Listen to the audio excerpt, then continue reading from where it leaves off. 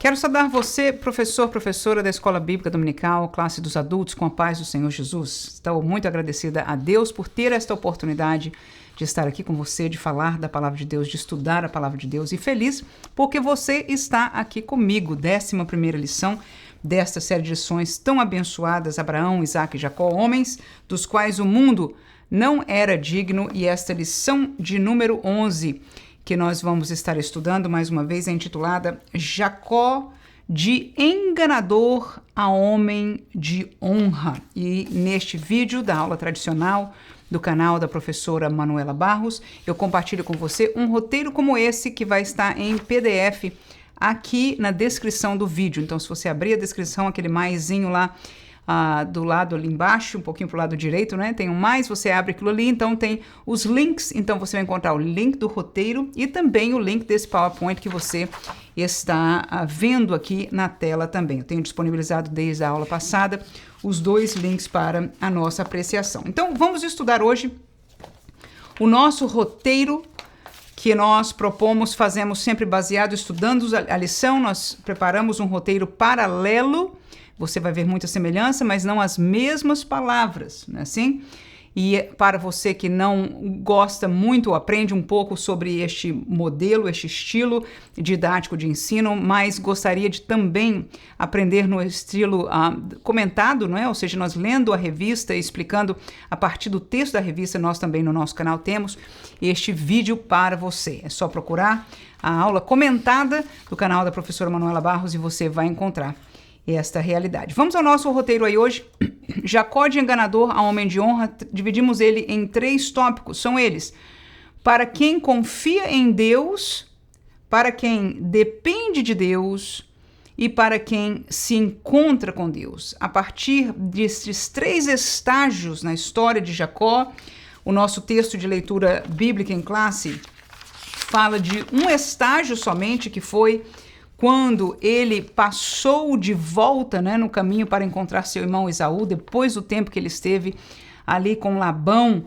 Mas a história, durante a leitura da nossa lição, vai nos caminhar pelo processo, né? Na lição passada, nós estudamos a ida de Jacó, desde a casa de seus pais até a terra de sua mãe, onde estava o seu tio, Labão, onde ele ali conheceu as suas esposas.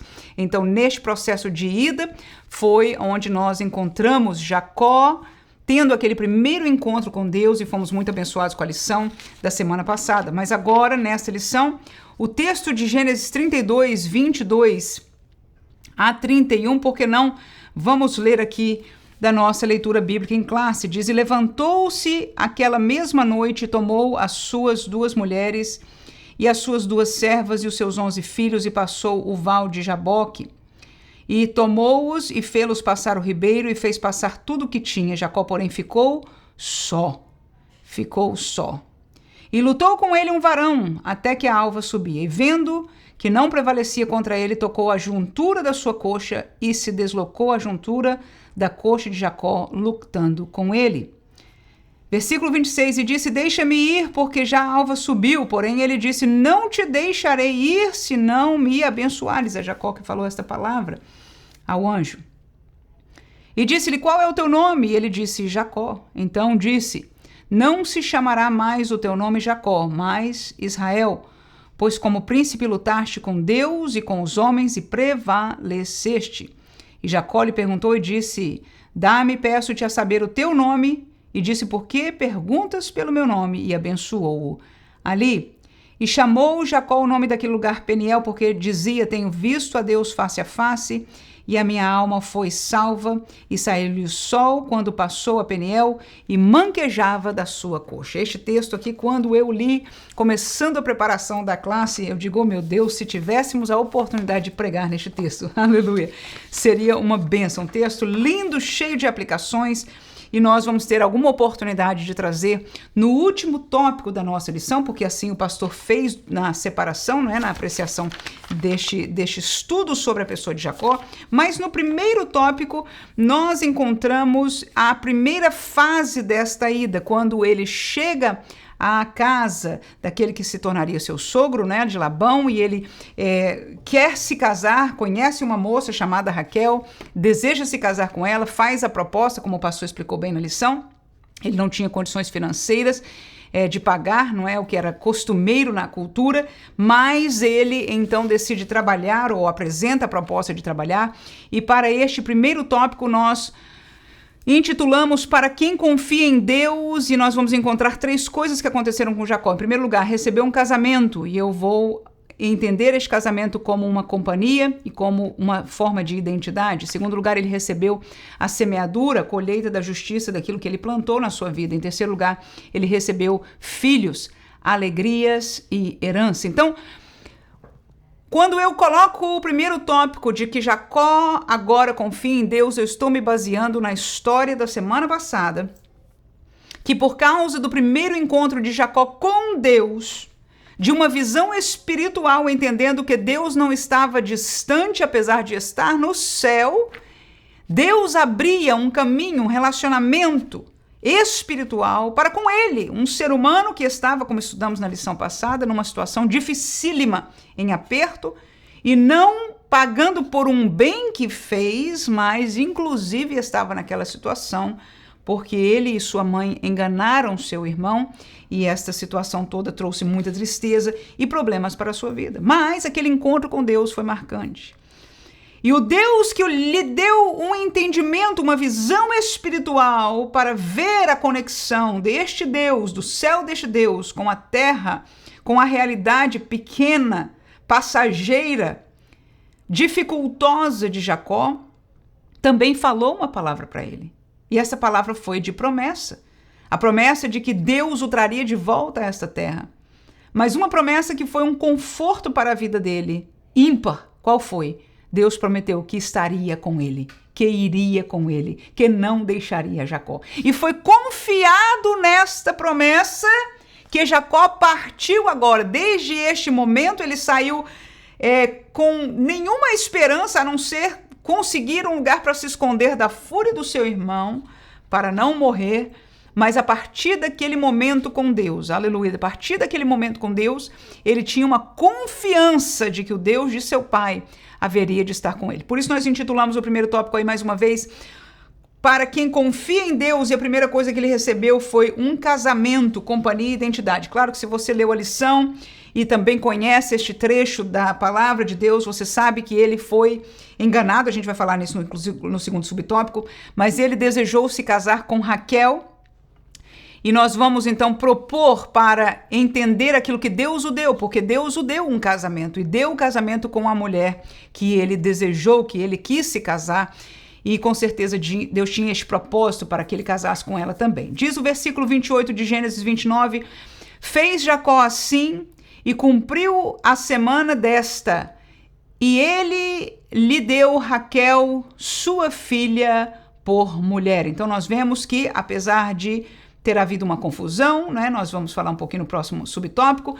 Ele não recebeu primeiramente a Raquel como sua esposa depois de 7 anos de trabalho, mas conseguiu, né, falar com o seu sogro, e ali naquele dia que nós estamos lendo este texto, fala-se que ele pôde casar-se com a esposa que ele tinha escolhido. O próximo texto que nós temos aí é Mateus capítulo 25, versículo 1 e versículo 6. Quando nós trazemos para a aplicação de um casamento à igreja, porque no contexto de hoje, nem todos nos casamos humanamente, e o casamento humano tem os seus benefícios, é uma bênção de Deus. No entanto, ela não é comparável a isto que nós vamos estar lendo aí. Capítulo 25 é uma palavra do próprio Jesus, trazendo uma comparação, não é isso? Através desta semelhança. Versículo 1 diz, então o reino dos céus será semelhante a 10 virgens, que tomando as suas lâmpadas, saíram ao encontro do noivo. E à meia-noite, é o versículo 6 agora, ouviu-se um clamor, aí vem o noivo, saí-lhe ao encontro. Então, quando nós estudamos o Novo Testamento, desde Jesus, onde estamos lendo aí o texto de Mateus 25, e aquilo que o Espírito Santo ensinou a Paulo e passou para nós neste texto sagrado, nós entendemos que é a noiva de Cristo Jesus e a esposa do Cordeiro, ambas as expressões estão conectadas com a igreja do Senhor Jesus. E é por isso que eu coloquei esta comparação, porque enquanto nós olhamos para um casamento natural e nós entendemos que quando somos casados nós temos companhia, não é? Companhia, a maioria de nós vivemos numa cultura que você pode escolher com quem se casou, algumas pessoas não participam de cultura que você escolha, alguém, o seu pai, a sua mãe, escolhe por você, mas de uma maneira ou de outra você tem alguém que vai andar ao seu lado. No entanto, é realidade da nossa vida, e eu vivi grande parte da minha vida, eu não me casei muito nova, casei bem mais tarde, e neste tempo eu convivi com uma realidade que alguns vivem até hoje, que estão solteiros, não estão casados, mas estão servindo ao Senhor. E eu quero lembrar a cada um de nós que nós, como igreja, no projeto de Deus, cujas histórias do Antigo Testamento se tornam um paralelo, uma tipologia, uma figura para algo futuro, nós sabemos que a esposa preparada, a noiva preparada, a noiva amada é a igreja, somos nós, e todos nós neste contexto, aleluia, nós nos casaremos, nós temos esta companhia, inclusive por falar em companhia, vamos ler o terceiro versículo aí, que é exatamente dessa companhia que Jesus disse que ficaria conosco, olha aí.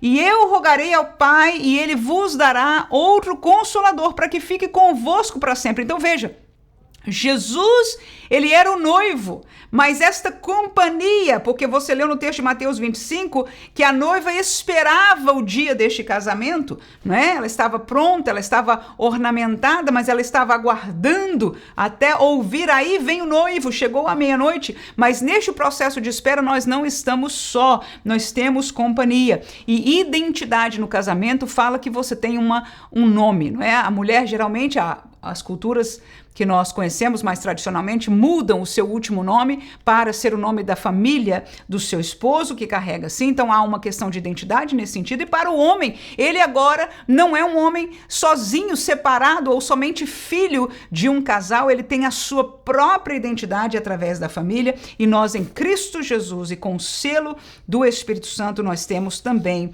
esta identidade. Então, para quem confia em Deus é o primeiro tópico. Ele, em primeiro lugar, Jacó recebeu um casamento, companhia e identidade, mas em segundo lugar, ele recebeu uma coisa que não foi muito boa, mas que Deus fala em sua palavra, aleluia, que é assim que deve acontecer para a justiça. Ele recebeu a semeadura, ele recebeu a colheita justa daquilo que ele semeou em vida. No capítulo 29, versículo 23 e o 25 diz o texto: e aconteceu que à tarde tomou Leia, sua filha, e a trouxe a ele. E ele coabitou com ela, e aconteceu que pela manhã, eis que era Leia. Então disse a Labão: que é isto que me fizeste? Não trabalhei contigo por Raquel? Porque, pois, olha aí a palavra que termina, me enganaste. Por que me enganaste? Então nós conhecemos que Jacó foi um enganador. Jacó fez um engano, um planejamento para conseguir, não é, a primogenitura de seu irmão. Ele, junto à sua mãe, aceitou aquela proposta enganosa. Jacó era um homem que tinha este caráter, ele era um homem enganador e agora ele pagou em vida, não é? Com esta mesma realidade. É um texto que nós conhecemos, o pastor citou para nós, e eu vou deixar aí para você, Gálatas capítulo 6, versículo 7, não erreis. Deus não se deixa escarnecer, porque o que o homem semear, isto também ceifará.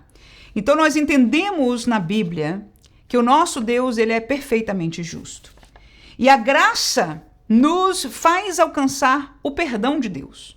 Esta graça é entendida de uma forma gloriosa para nós hoje no Novo Testamento, mas como nós já temos estudado nessa série de lições, nós vemos claramente a graça de Deus aplicada para estes homens que nós estamos estudando a lição, a história deles, amém? Então a graça, ela perdoa, mas a justiça de Deus faz com que haja um peso, uma realidade, uma consequência aqui. Por quê? Porque a consequência vindoura já foi apagada pelo sangue.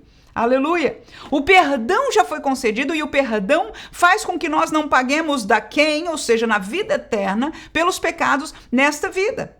Alguns, há religiões, né, que acreditam que há um processo de purgar estes pecados depois da morte. Não é bíblico. Não é bíblico, não foi Deus quem revelou isso. Amém? Ora, então o que Deus faz para que a sua justiça seja plena é que ele perdoa, ele esquece, ele não deixa nenhum rastro e a vida eterna ainda é garantida para todos aqueles que, pela fé, pedem perdão e alcançam o perdão de Deus. No entanto, é Deus quem estabeleceu que há consequências do pecado nesta vida. Né? E uma das coisas que nós vemos aí, aprendemos a partir deste texto, é que aquilo que a gente semeia, de alguma maneira, Deus fará com que nós colhamos alguma coisa. Glória seja dada ao nome de Jesus. Vamos ao nosso terceiro subtópico aí. Então, ele recebeu a semeadura e agora ele recebeu também filhos, né? O pastor, no primeiro tópico de estudo dele, ele falou dessas três coisas no decorrer da história de Jacó, e a terceira coisa é isso, ele recebeu filhos, e eu uso duas palavras aí, alegrias e herança, uma palavra bíblica, uma palavra que eu tirei do meu coração, porque pela graça de Deus, Deus me concedeu 2 filhos, e eu entendo e sou muito alegre, né? Eles estão pequenininhos ainda, dão trabalho, mas ainda é pouco, né? Mais alegria, aleluia, que Deus guarde desta maneira. Mas o texto de Gênesis 30, 20 a 22 diz, lembrou-se também Deus de Raquel, e Deus a ouviu e abriu a sua madre, e concebeu e teve um filho, e disse, Deus tirou o meu opróbrio. E chamou o seu nome José, dizendo, o Senhor me acrescente outro filho. Então, o que nós vemos aqui é que Raquel, a princípio, não tinha filhos. Jacó a ter filhos com Leia, que foi a esposa que o seu sogro deu, escondido, enganou, mas agora ele já tinha tomado como mulher, então ele continuou com certeza casado com ela. E depois teve filhos da serva dela, e a Raquel também ficou, né, triste porque do lado dela não tinha nada, então deu a serva dela. E por fim, nós lemos o texto aí que até Raquel, Deus deu a possibilidade de ter filhos. Então, Jacó foi abençoado. Por quê? Porque os filhos são bênção do Senhor Jesus. Vamos ler o texto que o pastor até propôs ele para nós, Salmo 127, versículo 3, diz, eis que os filhos são herança do Senhor. É aquilo que continua, que permanece, não é? Que passa de uma geração para outra, aleluia. E o fruto do ventre, o seu galardão. E Atos 2,46, eu vou fazer este paralelo agora com a nossa realidade como filhos de Deus, a realidade de uma família. Neste tempo da graça, diz no versículo 46 de Atos 2, e perseverando unânimes no templo todos os dias e partindo o pão em casa, comiam juntos com alegria e singeleza de coração. Esta é a figura da igreja primitiva, a igreja apostólica, a igreja que se reunia depois do batismo com o Espírito Santo, da descida, melhor dizendo, da descida do Espírito Santo para este empoderamento, não é isso? Para receber poder para testemunhar. Até ali, estes cristãos, estes seguidores de Cristo, estavam vivendo uma situação difícil depois da morte de Cristo. Depois Jesus ressurge, não é? Aparece para eles, para muitos deles, e os dá uma direção muito clara, que eles se juntassem, não era um grupo pequeno, relativamente pequeno, mas esperassem este dia, este descer do poder, este enviar do poder de Deus, que inclusive tinha sido predito no Antigo Testamento.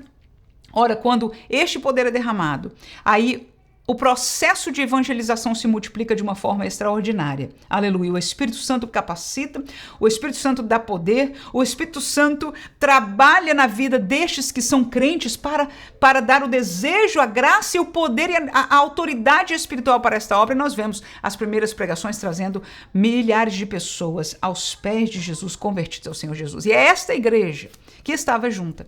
É esta igreja que tinha prazer de ir à casa de Deus diariamente. Era esta igreja que agora não eram só 120, eram muitos mais, que tinham prazer de estar visitando uns aos outros, fazerem cultos domésticos, comerem juntos com alegria, singeleza de coração, simplicidade de vida, esperança nas coisas de Deus e da palavra de Deus. E eu quero com isso trazer um conforto a cada um de nós. É Deus quem nos dá esta família espiritual. E bem-aventurado aquele, principalmente em dias como hoje, que nós encontramos verdadeiramente uma família espiritual para pertencer. Muitos lugares que se chamam casa de oração, casa de adoração, casa de Deus, igreja, o que seja, não só não tem a aparência estética mais de uma igreja, mas também a sua maneira de culto é como quem vai a um teatro, a um cinema, uma programação que é tudo preparado para você, você assiste e você vai embora para sua casa, cada um segue a sua própria vida. Não era assim a igreja primitiva, a igreja apostólica. Não era assim o projeto, não é, de Deus, mas que nós tivéssemos este relacionamento não só com Deus, mas com o seu corpo, com os demais irmãos, com todas as suas falhas, com todas as diferenças que nós temos uns com os outros, não é? Mas há um processo de Deus nesta união, e essa igreja em Atos do Apóstolo vivia, e eu gostaria de trazer para nós e dizer que na minha vida Deus proveu por muitos anos a fio, né? Eu imigrei do meu país para um outro país, mas Deus me permitiu encontrar uma pequena congregação que foi a minha família, que foi fonte de alegria, de segurança, de amizade nos momentos, nos altos e debaixo das nossas vidas individuais. Ali estavam irmãos para orar, aí estava eu para orar, para interceder, para ajudar outros também, cooperarmos juntos na casa do Senhor. E por que não vivemos isso também, partindo o pão com alegria e estando na igreja, não todos os dias, mas quase todos os dias. Hoje, onde nós estamos, né, já isto não é uma realidade. Se vai para a igreja, na igreja que eu estou atualmente, uma vez por semana, uma igreja americana. Nossos irmãos aqui americanos desta igreja, não há brasileiros, outros aqui a minha família, e eles se reúnem uma vez por semana, né? Visitamos algumas outras igrejas que são 2 cultos por semana, assim que o Senhor tenha misericórdia de nós, porque estamos ficando cada vez mais diferentes, mas estamos procurando, em nome de Jesus, estamos no caminho ou sermos parte ativa, não é, mas pelo menos encontrarmos uma igreja que nós possamos estar mais vezes na casa de Deus e junto com os irmãos. Pronto, fica esse parênteses aqui da minha vida pessoal e vamos voltar ao nosso estudo. Terminamos com isso o nosso primeiro tópico e vamos ao segundo tópico do nosso estudo. Eu vou colocar aqui para você, para quem depende de Deus seria essa segunda fase que o pastor propõe para nós no seu segundo subtópico também. Então, em primeiro lugar, nós falamos de um Jacó que aprendeu a partir daquele primeiro encontro, daquela visão que Deus o deu, de ouvir aquela palavra de Deus, daquela promessa que ele fez para Deus. Deus fez uma promessa para ele fez uma promessa para Deus semana passada e ele saiu confiado. Este homem confiado encontrou em Deus, provido por Deus um casamento, viveu a semeadura daquilo que ele plantou, e isso é de Deus, inclusive, também recebeu filhos. Mas agora, para quem depende de Deus, este Jacó que depende de Deus agora vai receber provisão.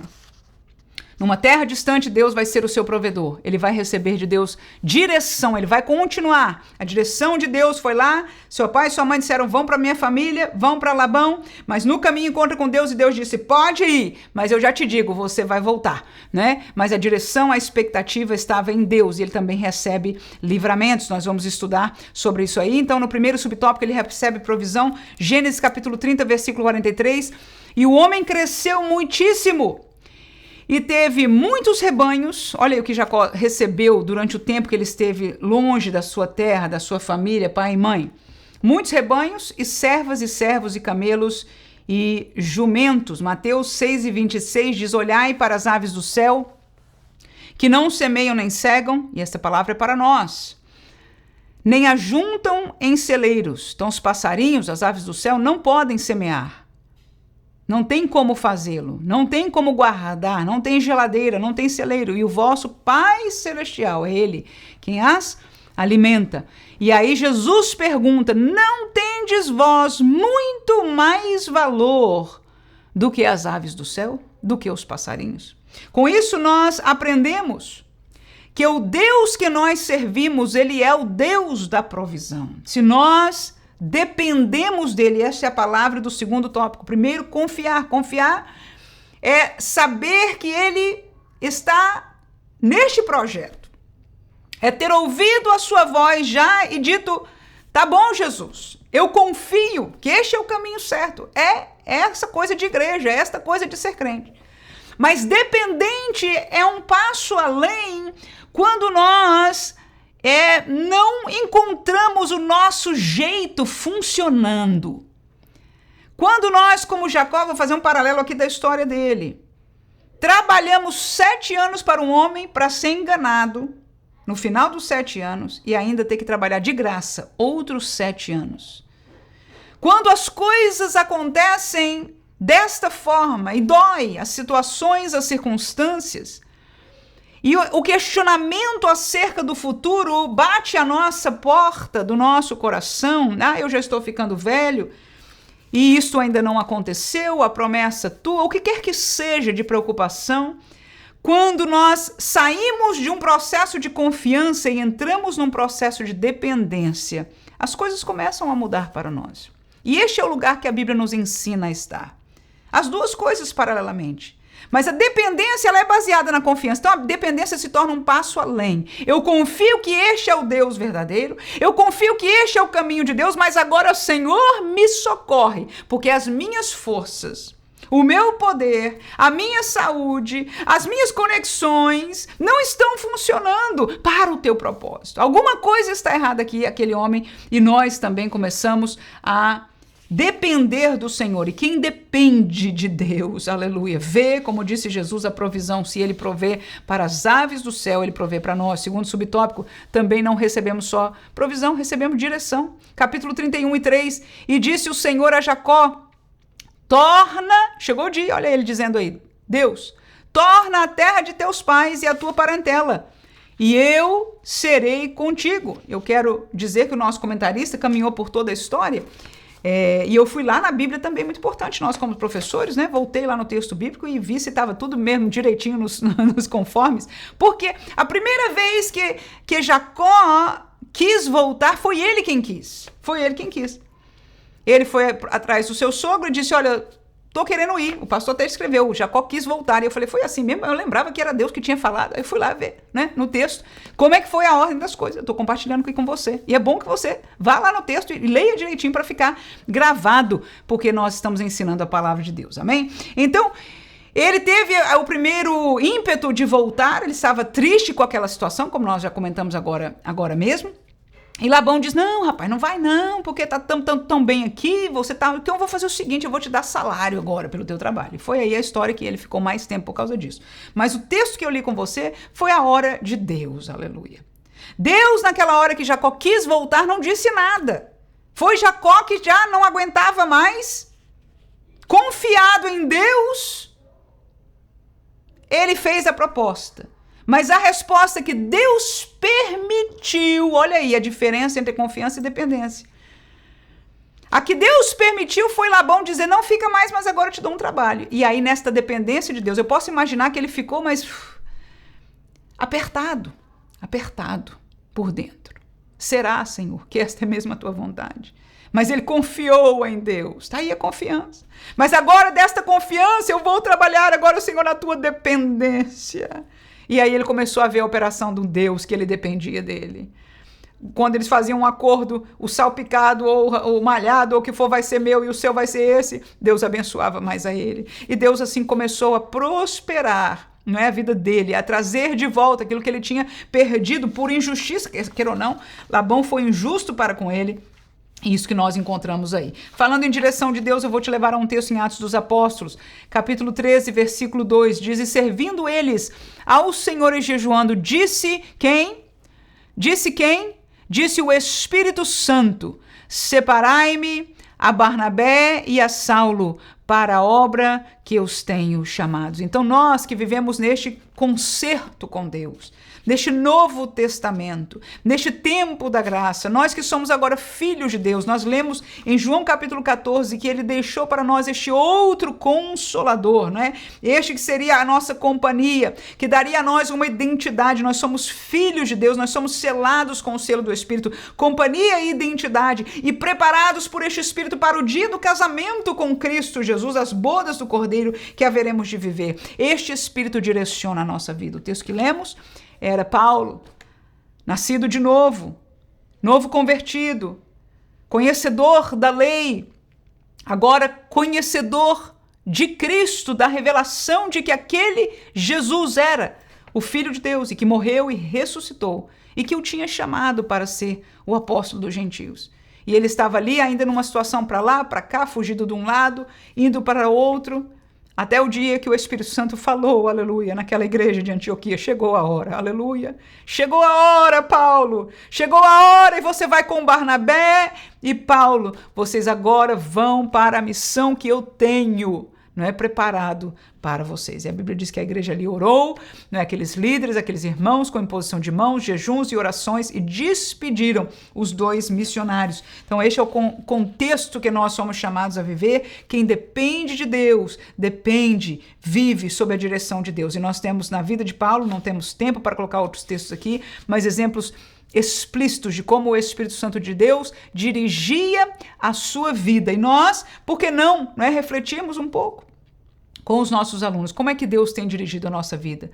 Quantos de nós recebemos uma comprovação, recebemos uma direção de Deus, talvez por um sonho, talvez por uma palavra profética, talvez pela voz do Espírito Santo ao nosso coração, e nós pedimos confirmação e o Senhor confirmou, talvez pela palavra de Deus, enfim, recebemos. O fato é que o crente deve depender de Deus. E o crente que depende de Deus para a sua vida, afinal de contas, irmãos, quem conhece o dia de amanhã? Quem conhece quantos cabelos estão na nossa cabeça? Quem conhece a realidade da saúde das células do nosso corpo? Quem conhece como será a economia, a política, a realidade familiar no dia de amanhã? Então a melhor posição, e é a posição que Deus permite os crentes viverem, é na dependência do Senhor, porque este Deus que nós servimos e dependemos dele nos ama, amém? E porque ele ama, ele vai dirigir as nossas vidas. Ele não prometeu que nós não teríamos problemas, não teríamos adversidades, mas ele prometeu que estaria conosco, aleluia, que ele cuidaria de nós. E quando nós rompermos o fim desta vida e entrarmos na eternidade por fim, então toda lágrima, todo problema, todas as situações vão passar e nós estaremos em perfeição eternamente com o nosso Deus. Então vemos que quem depende de Deus recebe provisão, recebe direção, mas como na vida de Jacó também recebe livramento. Olha lá, Gênesis 31, 26, 29 e 55, disse Labão a Jacó: que fizeste tu, que enganaste a mim e levaste as minhas filhas como cativos à espada? Versículo 29, nós saltamos 3 aí. Está no poder da minha mão, isso é Labão ainda falando, fazer-vos mal. Porém, o Deus do vosso pai falou comigo ontem à noite, dizendo: guarda-te que não fales a Jacó nem bem nem mal. E levantou-se Labão, eu pulei aí para o 55, é o fim deste capítulo e dessa história, pela manhã cedo, e beijou seus filhos e suas filhas, e os abençoou, e partiu e voltou para o seu lugar. O que eu quero dizer com este texto aí? Este foi o primeiro grande livramento. O segundo é parte da história, né, acerca de Esaú, quando ele vai se encontrar com Esaú. E Deus o livra dali, daquela situação, né, de morte, do ódio do seu irmão. Ora, mas este primeiro foi um livramento. Por quê? Porque Labão, como Jacó saiu fugido, né, não se despediu, não falou que estava saindo, simplesmente fininho escapou, Labão ficou bravo e foi atrás, literalmente foi atrás. Né? E ele disse: eu tinha na minha intenção, eu podia te fazer mal. Mas quando Labão saiu com essa intenção, questionando, uma intenção de certa malícia por trás, Deus, o Deus de Jacó, né, falou com ele, aleluia, e disse: não faça mal algum. Então Labão veio com essa preparação, e assim Deus permitiu este livramento e deixou em paz, porque também podia, como da primeira vez, eu vou sair, ele diz não, e arrumasse um jeito e falasse de maneira que o homem não podia sair, né? Aí agora Deus quem disse para Jacó: você vai sair, tá na hora. Jacó sai e Deus dá o livramento. Nem Labão vem com história para mantê-lo, nem faz mal a ele, mas este assunto é encerrado. E eu levo você ao texto de 2 Timóteo capítulo 4, né? É a palavra de Paulo, despedindo essa última carta que ele escreveu e foi a Timóteo, versículo 16 e 18, diz: na minha primeira defesa ninguém esteve da minha parte, antes todos me desampararam. Tomara que isso não lhe seja imputado.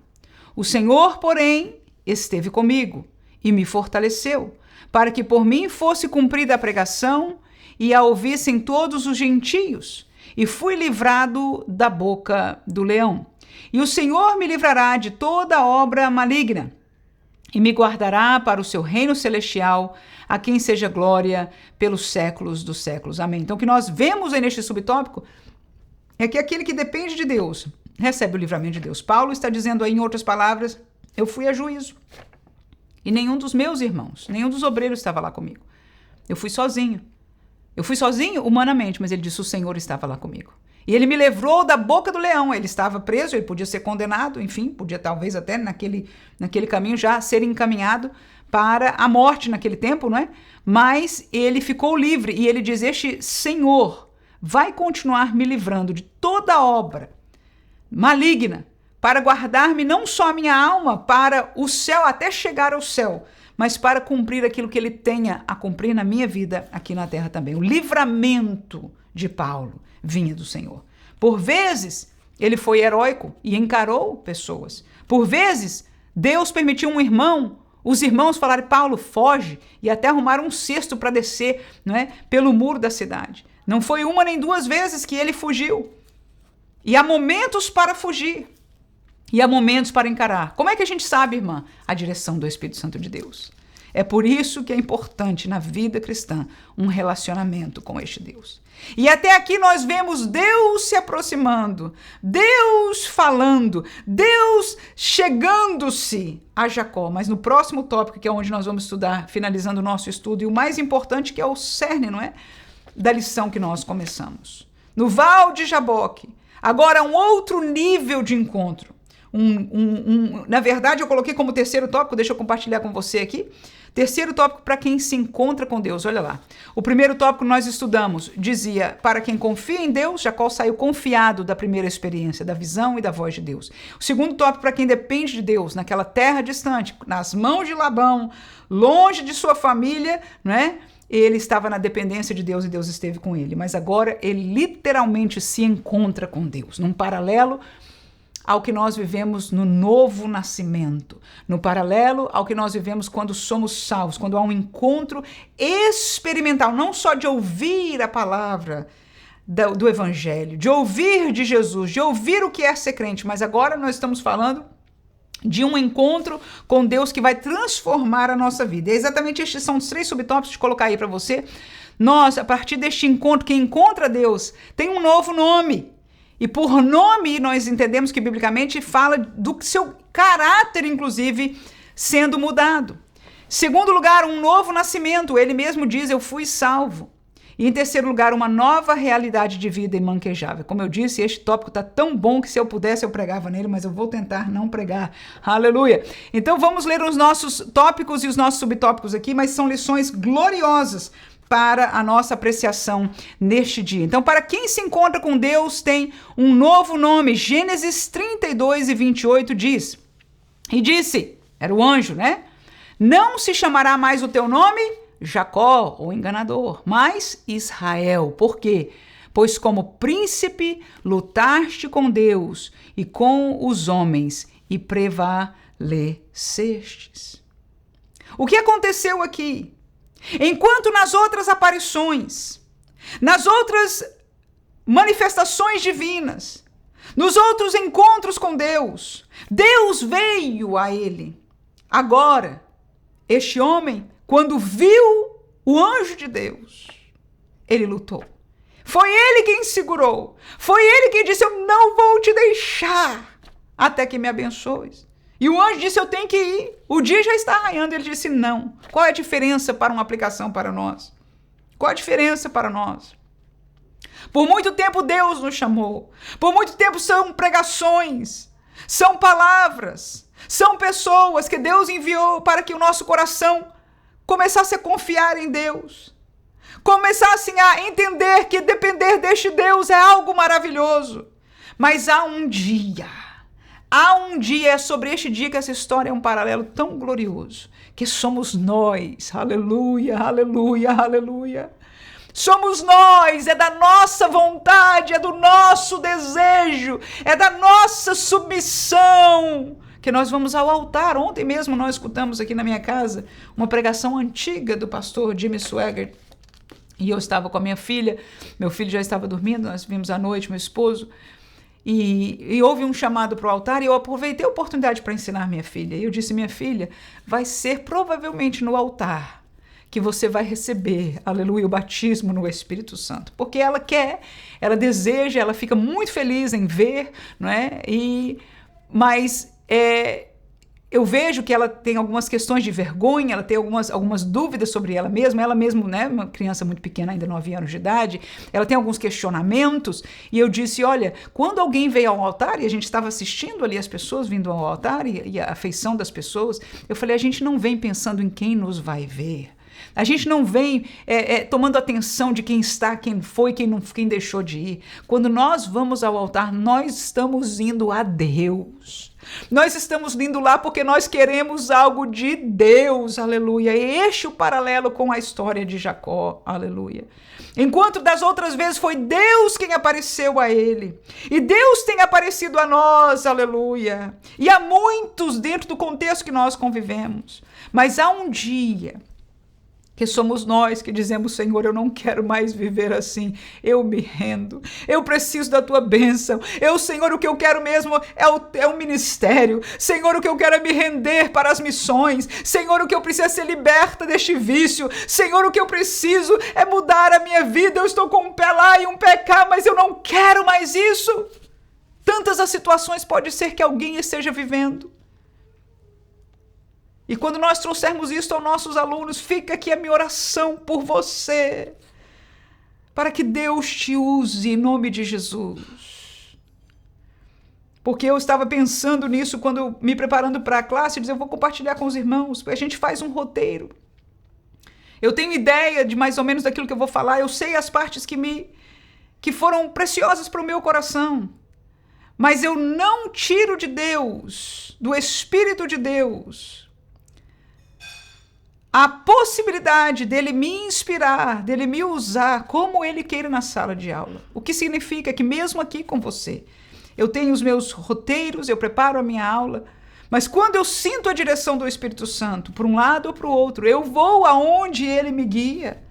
Porque eu entendo que a obra maior é dele. Quem quer que as pessoas aprendam a palavra é ele. Quem ama as pessoas, começando de nós, aos nossos alunos, a toda a igreja é ele. A obra é dele, as almas são dele. E ele conhece. Então o ensino da palavra não deve ser mecânico. Pode ser mecânico. E muitas pessoas mantêm, falam, não, temos que manter. Tudo bem. É próprio que a preparação seja algo estruturado, as nossas lições são estruturadas. Aleluia. Mas eu vejo uma oportunidade ímpar de nós sermos usados por Deus. E para sermos usados por Deus nessa dimensão, não tem como estruturar, não tem como você obrigar a Deus, olha, me mostra antes, me fala onde eu devo fazer. Então eu sei que para alguns novos que estão me escutando, dizer, irmã, como é que isso funciona? Eu sou nova, eu fico nervosa. Não se preocupe. Não se preocupe, que Deus vai saber te levar neste caminho. Não vai ser de primeira, não vai ser uma vez, você vai aprendendo. A primeira vez que você sentiu uma graça especial em algo que você falou, você vai aprendendo, vai comunicando com o Espírito Santo. Ele vai te ajudar, ele vai te guiar e ele vai te usar, porque é ele quem quer usar. Aleluia. Por quê? Por que ele quer te usar? Por causa das almas que estão na sua frente que precisam. Por que Deus pode me usar aqui através deste meio? Porque você está me escutando. Por que o pastor pregador foi usado? Porque eu precisava daquela palavra. Está vendo aí? Eu sou vítima da bênção de Deus que usou alguém. Eu estou sendo usada por Deus para abençoar você, seja com um roteiro, seja com uma palavra de Deus ao seu coração, e você vai ser usado para abençoar alguém. E eu me alegro muito com isso, e fica a minha oração para que Deus te use. Vamos ler ainda um texto aí de João capítulo 19, baseado nessa mesma realidade, um novo nome, uma realidade de caráter diferente. Eu vou fazer um paralelo, escute por favor, entre o texto de Jacó e o texto de Nicodemos, e eu vou levar você ao capítulo 19 de João, que é uma segunda menção de Nicodemos, em verdade a terceira. Diz o seguinte, Nicodemos, aquele que primeiro tinha ido de noite ter com Jesus, lembra dele? Capítulo 3 de João, ele foi de noite ter com Jesus, por quê? Escondido. Veio também trazendo uma mistura de mirra e aloés, quase 100 libras. Tomaram, pois, o corpo de Jesus e o envolveram em lençóis com especiarias, como é costume dos judeus, preparar para a sepultura. Então este homem que, primeiramente, quando veio para Jesus, veio escondido para ninguém ver. Ele era importante no meio religioso da época, não é? Ele era um homem que tinha conexões, ele era um homem conhecido. Mas ele ficou curioso sobre este Jesus. Há algo em Jesus, na palavra de Jesus, na ação de Jesus. E ele veio ter com este Jesus, mas veio escondido. E uma das provas que nós vemos da mudança de caráter, de um novo nome, de um novo nascimento para Nicodemos, é esta prova aí. Que quando Jesus morreu, ele estava com aquele José de Arimateia que foi buscar o corpo de Jesus. E ele não foi escondido, ele foi na frente, aleluia. Então ele não mais escondeu a sua fé, o seu amor a Jesus. Pelo contrário, algo extraordinário mudou na sua vida. E para Jacó, isto é exemplificado através da mudança de nome. Em segundo lugar, um novo nascimento. Gênesis 32:30, disse Jacó, chamou o nome daquele lugar Peniel, porque disse, tenho visto a Deus face a face. E leia comigo essa última frase. E a minha alma foi salva. Duas coisas aí. Eu vi a Deus agora, aleluia. Um encontro ímpar. Um encontro que ele lutou naquele dia com Deus. Não, Senhor, eu não quero sair deste altar até receber o batismo no Espírito Santo. Senhor, eu não quero sair deste altar até sentir a tua glória e saber que tu estás transformando esta realidade interna da minha vida que tem sido prisão por tanto tempo. Que tu estás mudando este meu caráter. Seja qual for o porquê que você vai lutar com Deus. Jacó, naquele dia, ele tinha uma necessidade grande, ele estava com medo. Ele já tinha confiado em Deus, ele estava dependendo de Deus, mas agora ele diz, Deus está aqui, eu não quero deixá-lo, aleluia. Eu não sei o que vai acontecer comigo amanhã, mas eu quero a minha bênção, eu quero a minha garantia com Deus, não é das coisas do mundo, eu quero de Deus hoje. E ele disse, eu vi a Deus neste lugar. Tenho visto a mão de Deus, tenho visto a operação de Deus, tenho visto o mover de Deus, e nós precisamos pedir. Porque está escapando do meio evangélico, cultos que nós vemos Deus verdadeiramente falar, agir, se apresentar, chamar ao altar e trazer genuíno mover de Deus. Mas ele disse o quê? Eu vi a Deus. E que mais? E fui salvo, a minha alma foi salva. Então deixa eu esclarecer isso aí. A salvação não é uma confissão. A salvação não é um processo, como eu falei, de confiar, depender, então ser salvo, não. Pode acontecer, pode Deus se revelar e a pessoa ainda não ter tido a salvação, sim. E Deus faz, porque Ele ama. Pode alguém chegar a ser amigo do Evangelho antes de ser crente? Sim, e tem muitos amigos do Evangelho que estão nas igrejas e nunca foram transformados, porque a diferença do encontro... Uma delas é essa que é a certeza da salvação. Ele pôde dizer agora com todas as letras, agora eu sei que a minha alma foi salva. E qual é a proposta, qual é a prova então? Qual é a prova então? Não só Deus disse, o teu nome foi mudado para Israel. Deus estava dando uma prova, uma palavra, uma prova explícita, que é simbológica para nós hoje, né? Nome significa isso, mas mudando o caráter daquele homem, transformando ele, aquilo que nós no Novo Testamento entendemos da transformação que o Espírito Santo faz em nós. Transformação de vida, há uma antiga Manuela e uma nova Manuela, há um antigo José, há um novo José, é diferente, as reações são diferentes, as prioridades são diferentes, o que sente é diferente, a graça no culto é diferente, tudo é diferente. Tudo é diferente, tudo é diferente. Mudança de nome, certeza, eu fui salvo. Vamos ler o texto de João 3:6. Disse Jesus a Nicodemos, o que é nascido da carne, Nicodemos? É carne.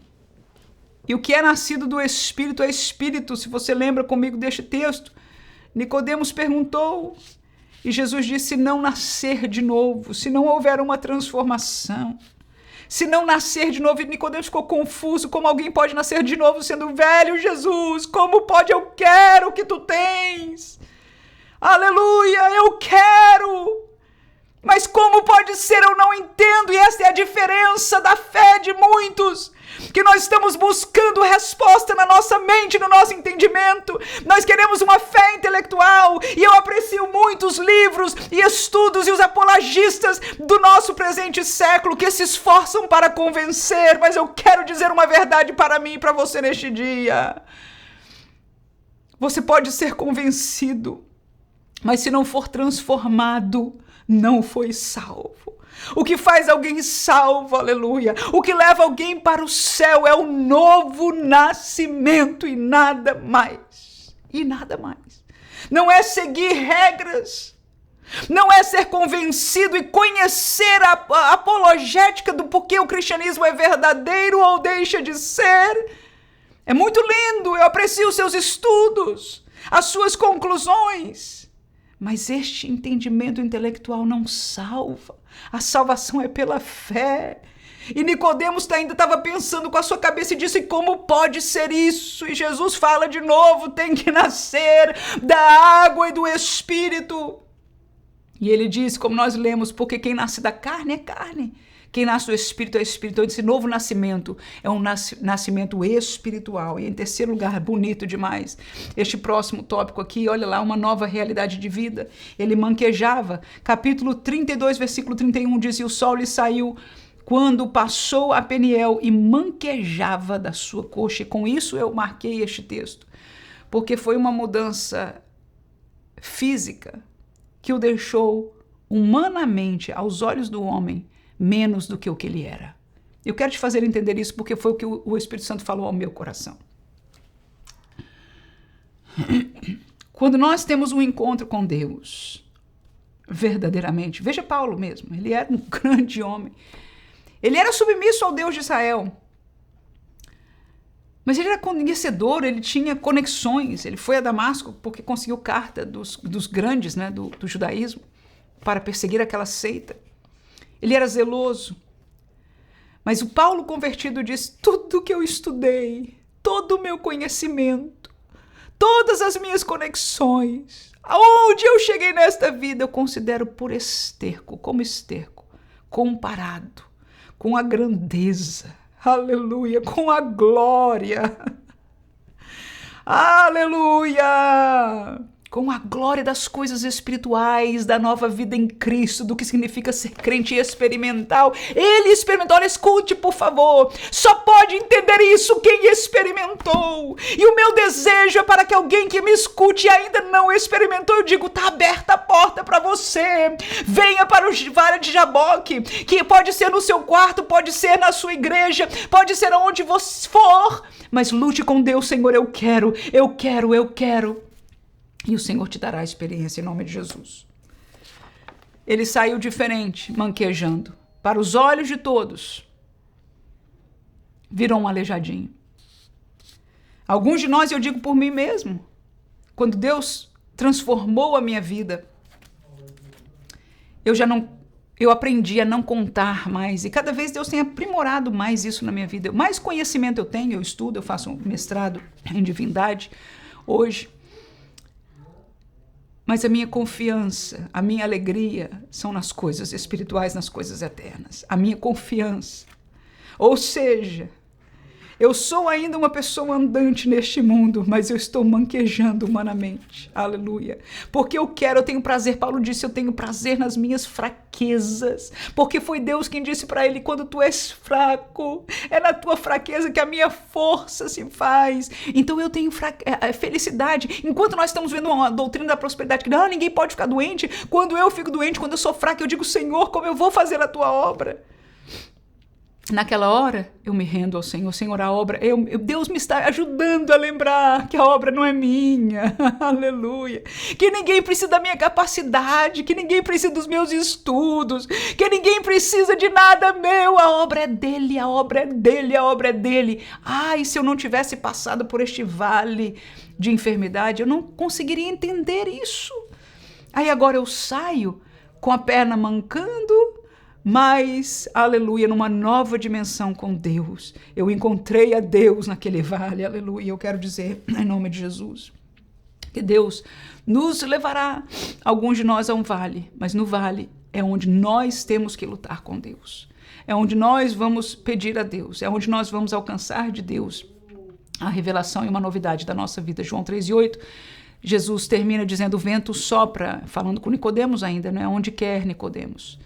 E ouves a sua voz, mas não sabes de onde vem nem para onde vai. Assim é todo aquele que é nascido do Espírito. Quem nasce do Espírito não depende mais das suas forças.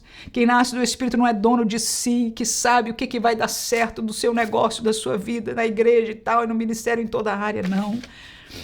Quem nasce de novo, quem tem um encontro com Deus, sai manquejando, sai coxo, sai tocado na sua realidade humana. Ele sabe que não é nada. Escute Paulo falando em suas cartas, você vai ver um homem capaz como ele. Deus não tem problema de nos permitir ser capazes, pelo contrário, é ele que dá, é ele quem permite. Mas quando nós nascemos de novo, nós conhecemos a Deus, quando nós temos um encontro com Deus, quando a nossa alma é salva, nós reconhecemos a fonte e nós somos agradecidos pela coxa tocada, pelo manquejar, pela dificuldade de saúde, pela dificuldade financeira, pelas portas que parecem fechadas. Todas elas, irmão, é o manquejar do homem, para que a glória seja só de Deus. Que o Senhor ricamente abençoe você, professor. Te use em nome de Jesus. Aquilo que foi dado ao meu coração e da minha possibilidade, eu pude compartilhar com você, eu entreguei até aqui. Mas quando você for à sua sala de aula, o Senhor vai, junto ao seu roteiro, à sua maneira de ensinar, Deus vai usar você. Porque é importante que a palavra de Deus seja ensinada, porque é este Espírito que vai falar ao coração dos nossos alunos para fortalecer a fé, para ensinar no caminho da fé e para trazer aqueles que possam estar distanciados ou ainda não tiveram este encontro com Deus, este novo nascimento, a terem, por fim, esta grande oportunidade. Que Deus ricamente abençoe você neste domingo e espero ver você semana que vem, se Deus quiser. Amém.